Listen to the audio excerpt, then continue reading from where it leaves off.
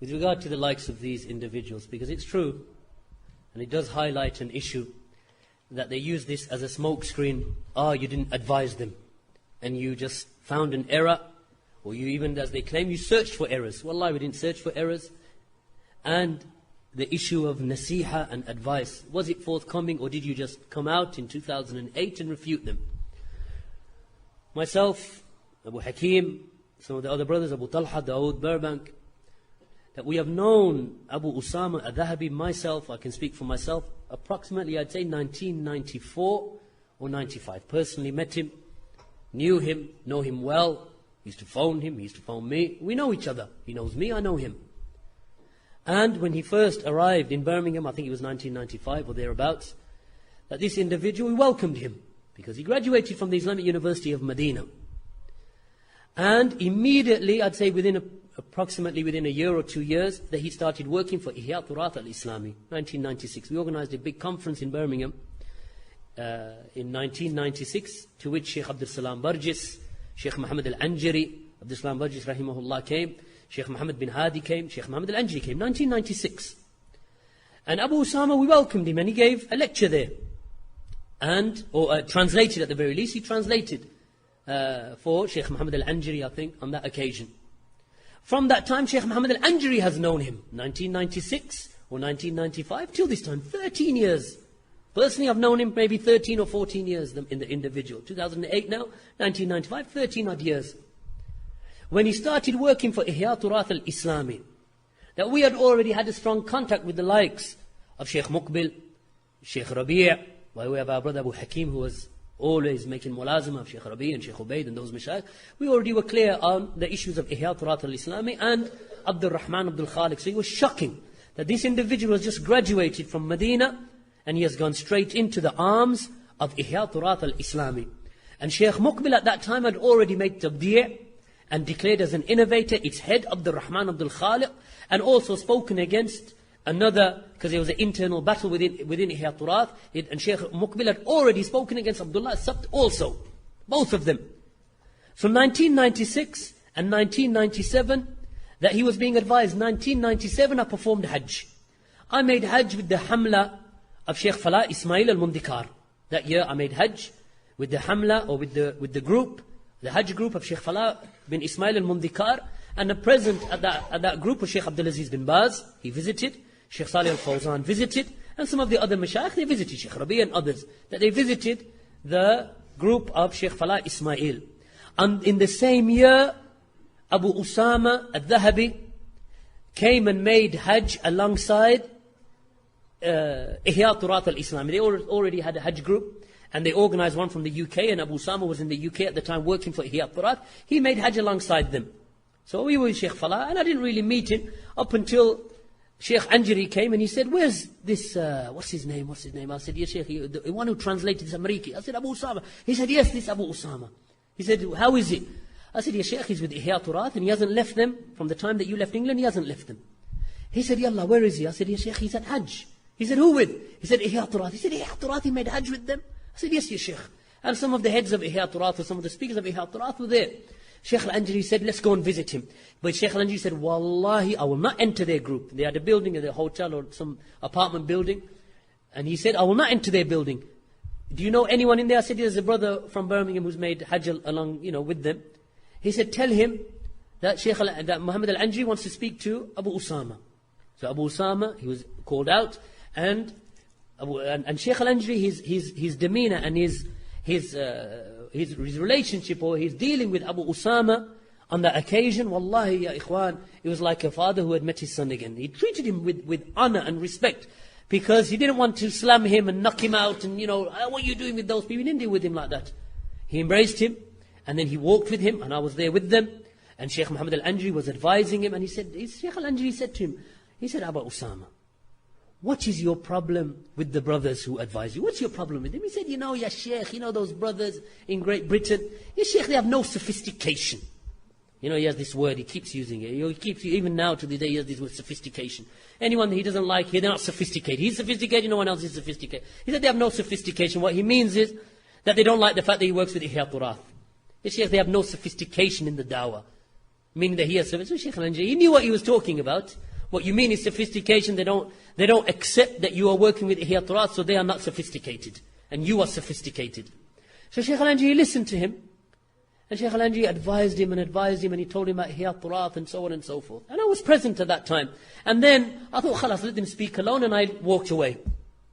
I walked away and I let them speak alone. Afterwards, I asked Shaykh Al-Anji, he said, khalas, I advised him. What more can I do? I advised him. 1997. Then in 1998, we still kept that alaqa with him.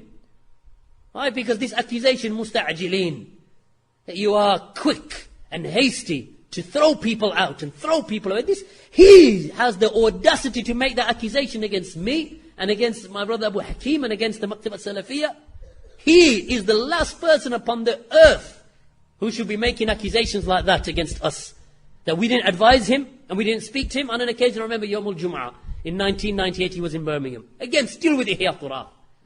Still with Ihya Turath. By that time, he had already spread this notion among some of the brothers in Birmingham and in London. He said, you want to make the dawah sophisticated in the United Kingdom? You should invite Siraj Wahaj. That will give the dawah sophistication. We can't isolate ourselves off. That man, he's a speaker. He wants us to invite Siraj Wahaj. That's what he means, sophistication. What he means is tamyir. What he means is watering down of the manhaj. But anyway, we still kept with him, patient with him. 1998. I met him after Jum'ah and I said to Abu Talha, Abu Talha, let's invite him to your house. Abu Talha's, Dawood Burbank's house, it was close to the masjid. So I said, if I bring him, we'll take him to your house, we'll sit him down, and we'll give him, we'll talk to him about general issues and, show him brotherhood, that we love him and so on, and keep him close, and then we'll advise him. He said, okay, bring him. So we took him to Abu Talha's house on Burlington Road in Small Heath in Birmingham. Sat in the front room, and we started talking general issues about the Sunnah and mashallah, how's the dawah going and so on and whatever. We know that he works with Ihya Turath. He knows what we think of Ihya Turath. And he knows that we are with Shaykh Muqbil, Shaykh Rabi, Shaykh Ubaid and the Mashayikh with Ihya Turath and Abdul Rahman Abdul Khaliq and Abdullah Sabt. So he's sitting there and we started mentioning to him, Abu Usamah, Shaykh Muqbil, what he says about Abdul Rahman Abdul Khaliq and the Hizbiyah of Abdul Rahman Abdul Khaliq and the fitna that Ihya Turath caused wherever they go. They went to Yemen and they split the brothers. They bought off some of the students of Shaykh Muqbil. They split the Salafis in Yemen. They split the Salafis in Sudan. They split the Salafis in Egypt. You know what the Mashayikh say, Abu Usamah. You know what they say. And wallahi, there's nothing between us except muhabba and love. We just thought we'd highlight maybe. He said, no, I heard all of this stuff. And then he said, wallahi, Shaykh Muqbil. He said, wallahi, I love him. Hafidhahullah ta'ala. Started praising him. And he said, but Shaykh Muqbil, wallahi, what he says about the rulers of Saudi Arabia. Is what he said. We're coming through the back door, he's going out we're coming in through the front door, he's leaving through the back door.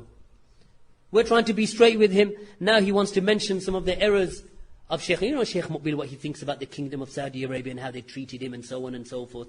Mashayikh, sometimes they can be right and sometimes they can be wrong. Using that as an excuse for not accepting the nasiha against Ihya Turath al-Islami. So he said, mashallah, he goes, wallahi, we love him and they make their ijtihad. But Mashayikh, they say things. And not everything that they say can be taken. This was the issue. And he speaks against Saudi. But the irony of it, that was in 1998, that he knows that Shaykh Muqbil speaks against Ihya Turath al-Islami. That Shaykh Muqbil speaks against or said some words regarding the government of Saudi Arabia. And he recognized that to be an error. If you, Abu Usamah, recognize that to be an error, then how did you go to the minbar in 2002 speak against Saudi Arabia? 4 years later. That you criticize Shaykh Muqbil, or that you mention this error, even if you don't want to call it criticism, you mention this error of Shaykh Muqbil, and 4 years later, you recognizing that error, go to the minbar in the United States of America, and attack the kingdom of Saudi Arabia, that they are hand in hand with the shaitan, and they are the supporters of the devil, and they've thrown the book and the sunnah behind their back. That's the irony of the situation. That this individual here, ya ikhwan, he cannot claim by any sense of the word that he was not advised. Me and Abu Talha sat with him in the house of Abu Talha, brought the tea, brought the biscuits. Anyone goes to visit Abu Talha, this is his usloob. Bring the tea, biscuits, bring the orange juice, then bring more tea and more biscuits and more orange juice and more. Sat with him. Advising him, and this is his answer. So we patiently with him again. We didn't cut off from him. Met him again. He used to visit again. I advised him, I remember he came to my house on an occasion when he visited Birmingham. And I said, Abu Muslimah, why is it that only Abu Uwais rahimahullah is the only one who stood up against Abu Muslimah from you people? Abu Uwais stood up like a rajul, like a man, saw the deviation. Abu Muslimah wasn't taking the advice. Abu Muslimah accusing the scholars of the Kingdom of Saudi Arabia being Hanabila and Muqallidun and whatever else he accused them of, speaking against Sheikh Rabi and the Mashayikh. How come you don't support him? I advise you, support them. Speak against this individual. If you don't speak, who's going to speak? You were with him in the Masjid in East Orange. You were with him. You know him. A few weeks later or a while later, he mentions that the most knowledgeable man in America is Abu Muslimah. Words praising. Instead of refuting him, he starts praising him. Even though in front of me, he agreed that Abu Muslimah is a person who has errors and deviations. Nasiha, ya ikhwan, this is one man who cannot claim that he was not given nasiha. From the Mashayikh, from Sheikh Al-Anjari, and even now, in this recent response that he gave to Maktaba Salafiyya, making tabdi' upon Maktaba Salafiyya, that they are haddadiyya, and this is a jihad that we are performing against the people of deviation and so on. Okay. He says, they don't advise me, I'm willing to sit with them. Sheikh Falah is in Birmingham, and Sheikh Falah, I respect him, he's a sheikh, he's not an alim, but he's a sheikh, he's a talibul ilm, and so on and so forth. Okay, Sheikh Falah with us is an alim, a man of 60 years, a man who has spent the last 40 of those, or maybe even more than that, maybe 45 of those years, sitting with Ahlul Ilm, and the kibar of them, the likes of Muhammad Amin Shanqiti, the likes of other than them, the likes of Bin Baz. So he says, I recognize him to be a sheikh, and a person of knowledge and so on, and I want to sit with him. And my response to that is, why is it that first and foremost, that you didn't sit? Sheikh Al-Anjari was also in Birmingham. Why do you want to sit with Anjari? Muhammad Al-Anjari? When you know that Sheikh Muhammad Al-Anjari has known you from 1995, Sheikh Falah would not recognize you in a crowd of 5 people, never mind a crowd of hundreds of people. You want to go and sit with Sheikh Falah because you think that you can deceive him? Sheikh Falah will not be deceived. Anyway, we have no issue with that. Sheikh Falah will not be deceived. Sheikh Falah is an alim of the manhaj and the usul and the aqidah. He knows about Jam'iyyah hiya turaf, and he was the first of those individuals who exposed them. But now he wants to leave out Sheikh Muhammad Al-Anjari. Now he wants to say, I'm willing to sit with Sheikh Falah. Why do you mention that I want to sit with Sheikh Falah and I want to sit with Sheikh Muhammad Al-Anjari? Because you know that the man who has known you for the last 13 years will expose you for what you are. But you think that if I isolate off Sheikh Falah, that maybe I'll be able to deceive him and put the wool over his eyes and cloud the situation, even though you will not be able to do that with Sheikh Falah, bi'idhnillah, because Sheikh Falah is fully aware of the tricks of these types of individuals. But this individual now claiming no one has advised me, Yasir Qadi claiming that no one has advised him.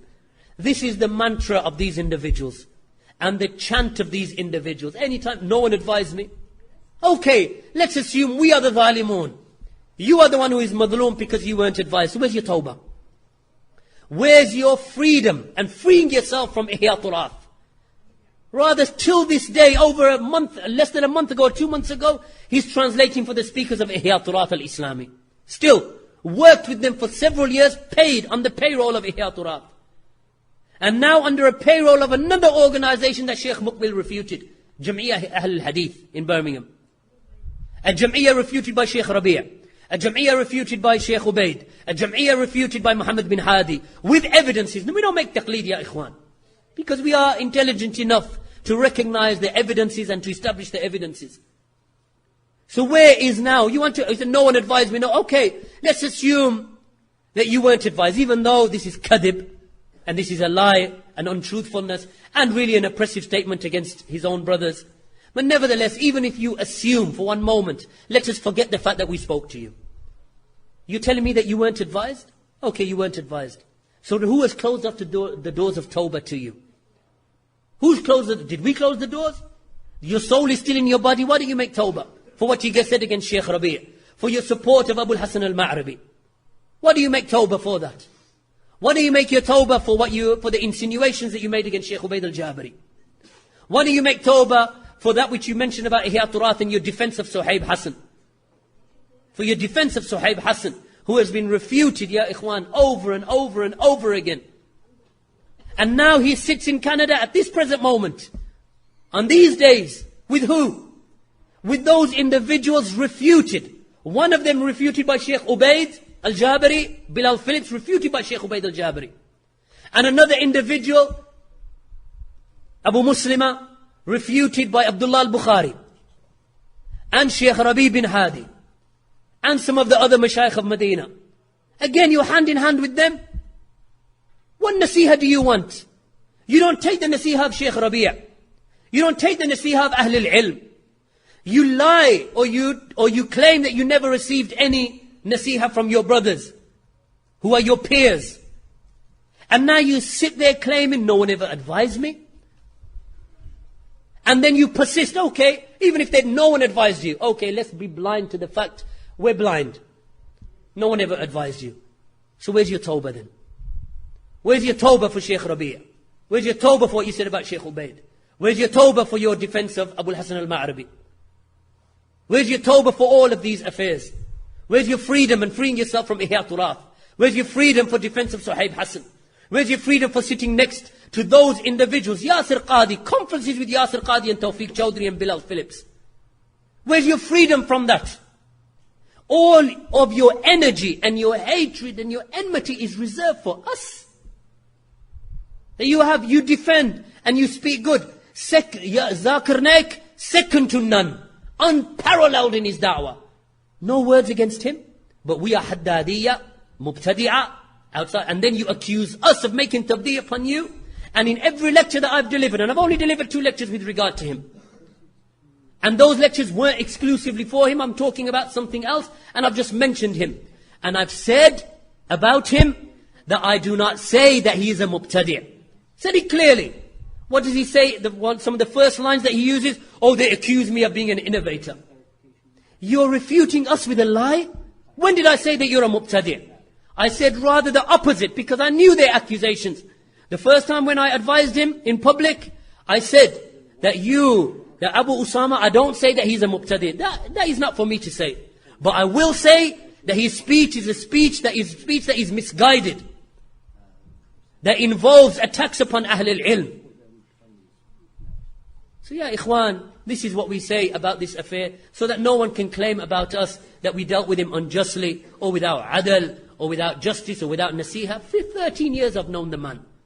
Is he going to tell me now that we never advised him? Abu Hakeem never advised him, the brothers never advised him, the Mashaykh never advised him? Not correct, ya ikhwan, and unjust. As far as ikhwan, that which is related to the sitting that I had with him on an occasion, just to make you understand, when he said in this recent lecture that, here I am, misguided. And I'm saying to you, and I'm stretching my hand out to you, saying, guide me. I need your guidance, so guide me, he mentions.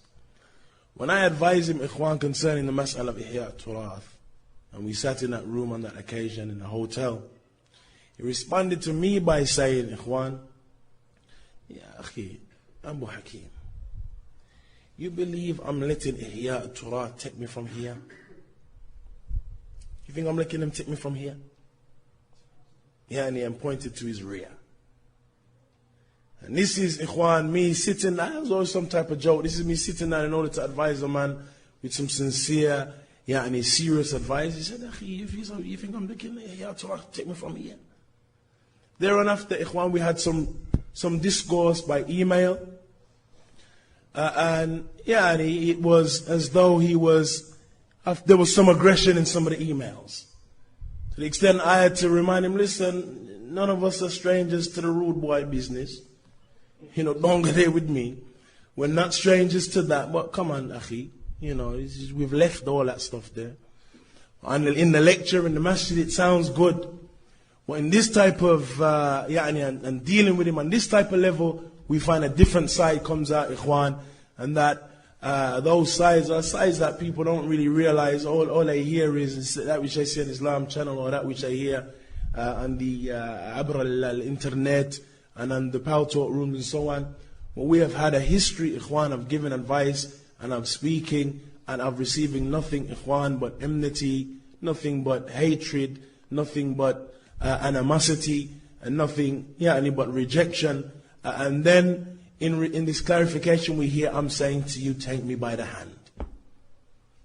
So ikhwan, we don't want to linger on with the issue, with the topic. We've gone on long enough as it is. But just to let the brothers understand, ikhwan, the affairs are not as they seem, are not always as they seem. And oftentimes when we hear these issues, it is a must. And we mentioned the affair of tathabbut.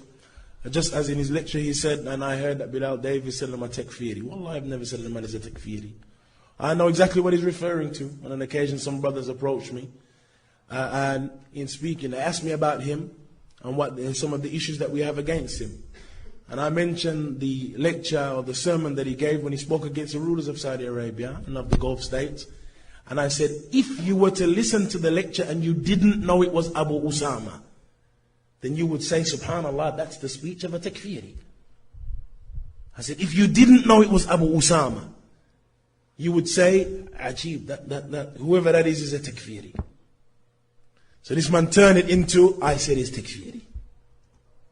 You know, this type of li'ib and this type of games, ikhwan, the important things that the Salafis are aware, the important things that the Salafis are not taking in, ikhwan, and are not naive to the games and the li'ib that are played by these people. Inshallah, ikhwan, we round the session up right there. We have a flight to catch early in the morning, and we thank the brothers. And again, ikhwan, we apologize to the brothers for going on. But the issue requires something from clarity, it requires something from bayan, and we hope that the brothers who have attended, ikhwan, have benefited somewhat, ikhwan, and been enlightened in regards to some issues, or at least reminded of that which is related to this illustrious manhaj, the methodology of Ahlul Sunnah, that manhaj al-Salafi, al-Asil, the true manhaj al-Salafi, ikhwan, that Allah subhanahu wa ta'ala has blessed us to be upon, that Allah Azza wa Jal has given us this tawfiq to be upon, and we ask Allah subhanahu wa ta'ala that He gives us the thabat and the sabr to remain upon it hatta al-mamat, and until we pass away. نسأل الله سبحانه وتعالى يوفقنا وإياكم لما يحبه ويرضاه وصلى الله وسلم وبارك على نبينا محمد.